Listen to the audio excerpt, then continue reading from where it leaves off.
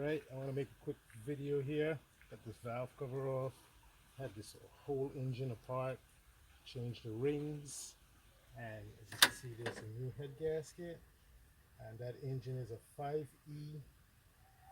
Toyota engine. What I had to do, I had to drill one of these bolts out because the mechanic who tried to remove it stripped the bolt inside there. It's a M10 socket. So we had to drill it out and replace it with a new one. All this stuff had to come apart. What I want to show you is this timing mark. You see on the back there? There's two marks on the back there. Don't worry with that two mark. You have to align that E5 with that dot in the back there. And then when you take a look down there at the crankshaft sprocket, see down.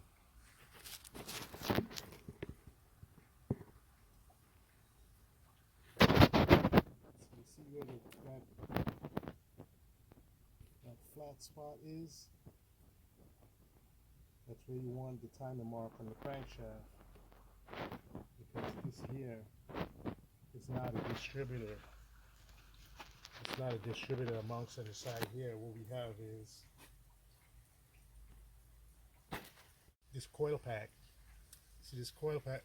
This coil pack is mounted on the side of the block like this, and the wire goes to the spark plug. So there's no distributor for this E5 Toyota engine.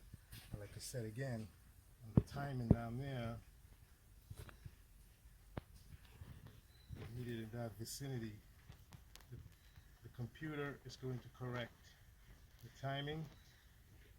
So now we're getting ready to start this engine up. We got a broken knock sensor wire here. This is a shield cable, and since it was burning oil, it contaminated the oxygen sensor. Had to replace the oxygen sensor with an aftermarket general oxygen sensor. I had to cut this plug off and connect it onto here. That's not the best way to do this. You need a Toyota oxygen sensor.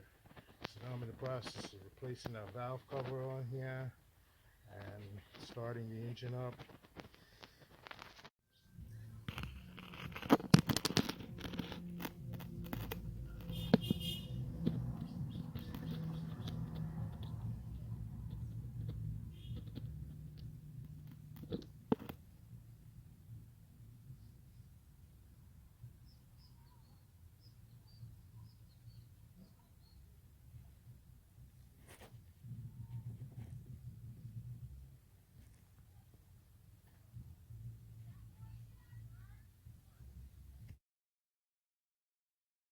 Okay, let's take a look at this Toyota engine.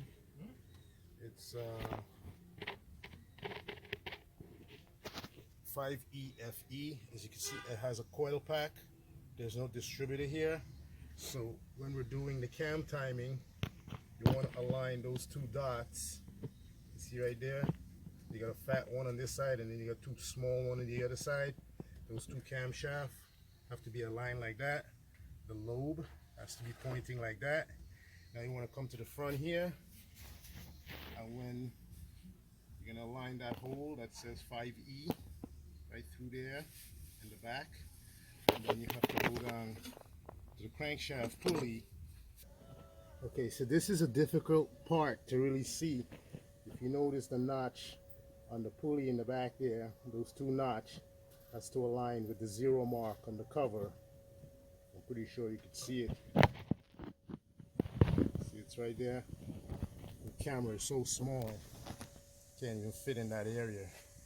Well, here's the thing with this engine is that normally this piston should be atop that center when that timing mark is aligned, and it's not showing that. So this piston's at bottom.